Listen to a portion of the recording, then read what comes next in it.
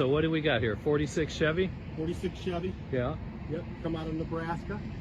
About 10 years ago, it was a big auction, and I bought it at an auction here in Michigan. And the man was getting up there in age, and he used it for the parades and the grandkids and stuff, and they're kind of grown up now and stuff. So. Right, you don't drive it, you just use it for display. I look at Put your wood on it. put wood on, something to look at.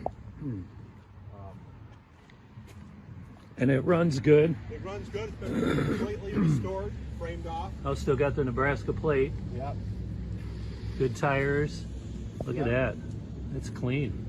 It's very clean. Can we pop the hood? Oh yeah, tires are like brand new. Did you put those on? Or No, were they you on did there? everything. I bought it the way you see Way it. I did you nothing. see it. Okay. I just look at her. She's just a piece of art for me. Yeah. Even got the horn on it. Looks like they rewired it, which is good. I don't know. I never even pressed the horn. So Yeah. I don't know if the horn works or where the horn is at, but Right there.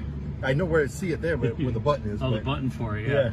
So Yeah. I couldn't tell you if it works or not. But, Okay. But it runs good. Right. It's just,